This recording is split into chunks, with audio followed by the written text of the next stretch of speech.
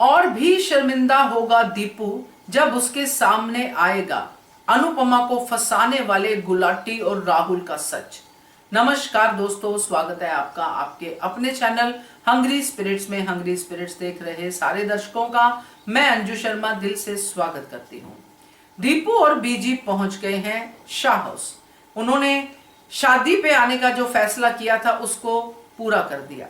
Shah house पहुंचना तो एक तरह से बहाना ही था। वो तो अनुपमा से माफी मांगना चाहते थे और उस माफी की शुरुआत कर दी जो हमने प्री कैप में देखी। मगर ये माफी तब और ज्यादा गिल्ट पैदा करेगी जब ये बात पता चलेगी जो अभी अभी आज के एपिसोड में हुई है, जिसमें गुलाटी और राहुल की साजिश सामने आई है।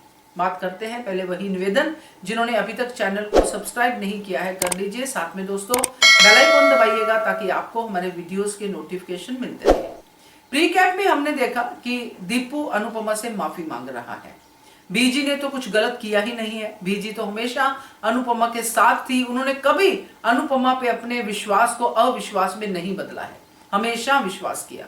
मगर दीपू उस समय अनुपमा का साथ छोड़ गया जब अनुपमा का साथ देना बहुत जरूरी था, क्योंकि स्पाइस एंड चटनी की रेपुटेशन भी दांव पे लगी हुई थी।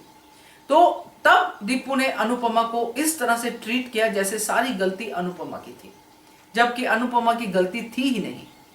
अभी तक तो दीपू इस बात की माफी मांगता नजर आ रहा है कि जहां मुझे आपका साथ देना चाहिए था मैंने आपको अकेले छोड़ दिया। मगर जब दीपू को यह पता चलेगा कि उसी के रेस्टोरेंट का स्टाफ इस कॉकरोच कांड का जिम्मेदार है, तब दीपू क्या करेगा? इस गिल्ट को कहां लेके जाएगा? क्योंकि दीपू ने तो तहकीकात की ही नहीं। अगर दीपू कहता कि अनुपमा बेकसूर है, हमें इसकी इन्वेस्टिगेशन करनी है कि इसके पीछे कौन है, पुलिस को बुलाता, गिरने पड़ने की जगह पे एक्टिव रहता, तो शायद ये मामला कुछ और तरीके से हैंडल होता।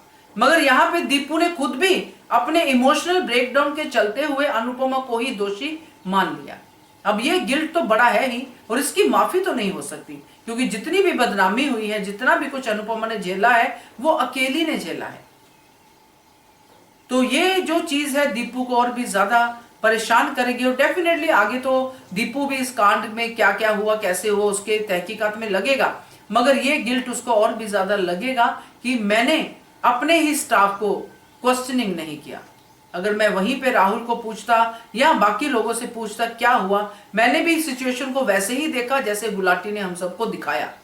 और गुलाटी के बारे में तो दीपू पहले से ही जानता है कि किस तरह का वो बिजनेसमैन है। तो ये सारे पॉइंट दीपू की तरफ नेगेटिव ही जाते हैं और इनकी क्या ही माफी मांगेगा दीपू। क्या कहते हो आप? कमेंट कीजिएगा। देखते रहिए channel hungry spirits. Thank you so much. Subscribe to our channel by clicking the subscribe button. Click the bell button and enjoy the latest uploads from our channel.